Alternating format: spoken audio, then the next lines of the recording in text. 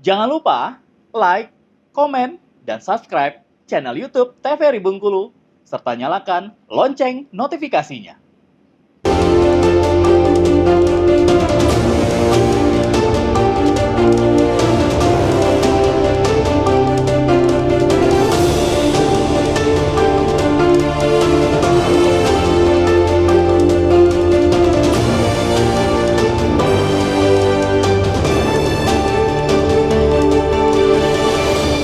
Terima kasih pemirsa TVRI Bengkulu, Anda kembali menyaksikan Berendo masih bersama saya Friko Zuhri, tentunya dalam tema kali ini kepemimpinan Bengkulu di masa depan. Nah, tadi sempat dibahas sedikit oleh Pak Zaki, sebetulnya SDM Bengkulu ini banyak gitu ya Pak. Nah, dari lulusan UGM ada, ITB, bahkan dari lulusan luar negeri pun banyak gitu ya. Kemudian apakah potensi-potensi ada di Bengkulu ini sebetulnya tidak dimanfaatkan dengan baik, sehingga perkembangan Bengkulu ini tidak meningkat secara signifikan. Ini seperti apa kalau dari Pak sendiri, Pak Saban?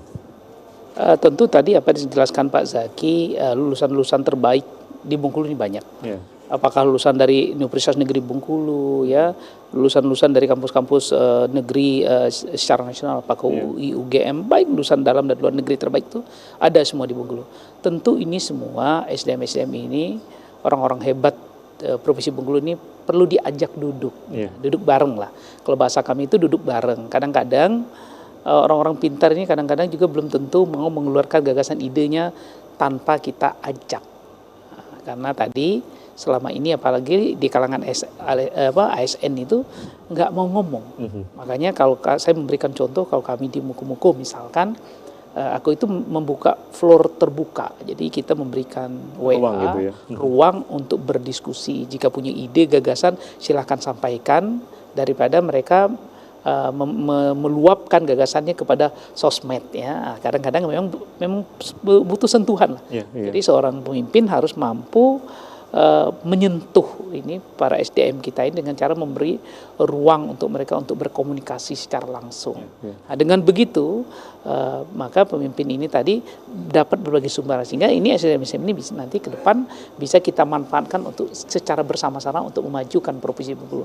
Nah, ini contoh simpel yang kami lakukan kayak seperti di Bengkulu seperti itu. Jadi betul-betul terbuka, diberikan kebebasan penuh mereka agar betul-betul inovatif, kreatif. Sambil kita memantau kondisi tersebut. Ya. Ini yang contoh sederhana ke depan. Kalaulah pemimpin kita mampu terbuka, memberikan tadi keterbukaan ke semua para ASN ini untuk menyampaikan, ya, baik dari akademisi, ya, di pemerintah daerah sendiri, ya, mungkin saya yakin dan percaya tadi kata Pak Zaki, SDM handal di Provinsi Bengkulu ini bisa kita manfaatkan untuk percepatan kemajuan di Provinsi Bengkulu. Artinya memang sosok pemimpin ini tidak hanya sebagai kepala daerah yang memberikan arahan saja, tetapi juga menerima masukan dan saran dari masyarakat, apalagi dari SDM yang kita miliki gitu ya Pak. Nah, mungkin kalau kita melihat dari Muko-Muko tadi sudah mengambil contoh sendiri Pak, untuk masukan saran yang sudah mungkin ruang yang dibuka oleh masyarakat sehingga bisa berdiskusi bersama dengan kepala daerah. Apa yang sekarang dihasilkan gitu dari Muko-Muko mungkin dengan program kerja yang saat ini sudah ada gitu Pak?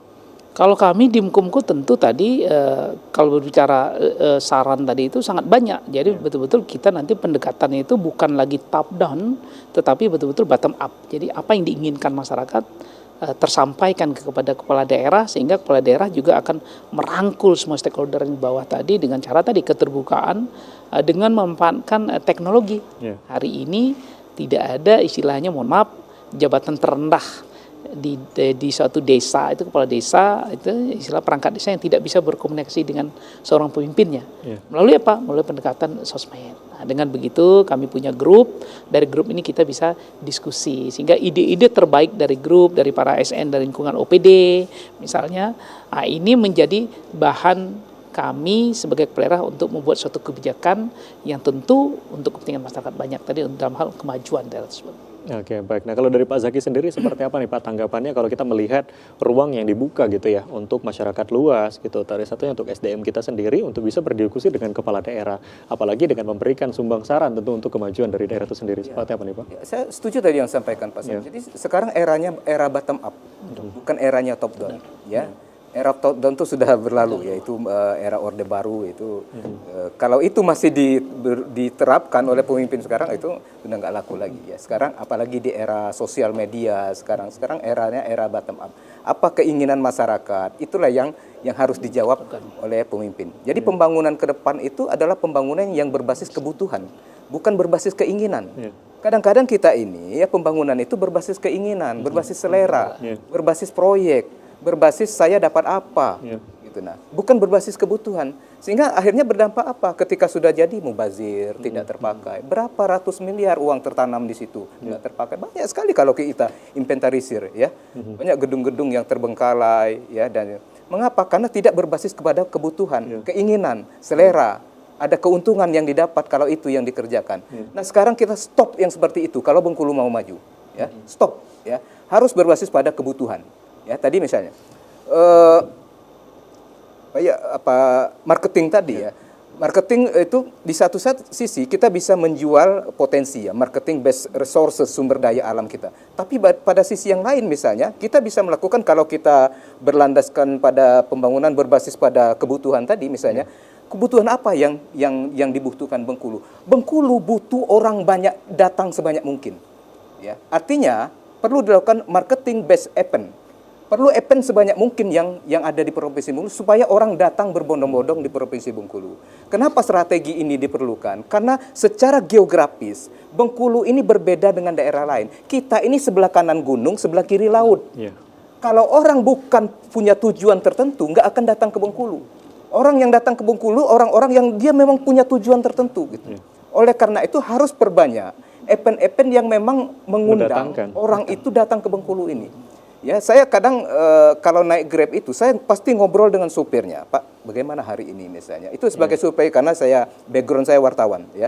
Saya supir, wah, sepi Pak, kenapa? Kalau nggak ada kegiatan, itu jawabannya. Nggak ada apa? Kalau misalnya ada pertemuan di Unim atau ada event kayak Tabot kemarin, itu ramai mereka, panen mereka supir-supir itu. Nah, tapi itu kan sekali dalam setahun. Padahal itu bisa dikemas misalnya walaupun tidak setiap bulan, tapi ya dalam rentang 12 bulan itu event itu kan bisa diperbanyak frekuensinya. Nggak harus di Kota Bengkulu, bisa juga di Kaur, misalnya festival gurita di Kaur misalnya, atau festival perkebunan apa misalnya di Muko-Muko. Sehingga itu yang saya melihat itu belum maksimal kita lakukan gitu ya. Artinya memang bisa dimaksimalkan, salah satunya bisa melalui event yang dimaksimalkan memang kita miliki ya, di Bengkulu. Semakin banyak event. Jadi bukan hanya Tabot, tapi misalnya event-event lain. Apalagi setiap daerah pun sekarang sudah memiliki event-event tertentu gitu ya Pak. Ya. Kita akan break, nanti kita lanjutkan kembali. Pemirsa jangan kemana-mana, kami akan kembali tetap di Perendo.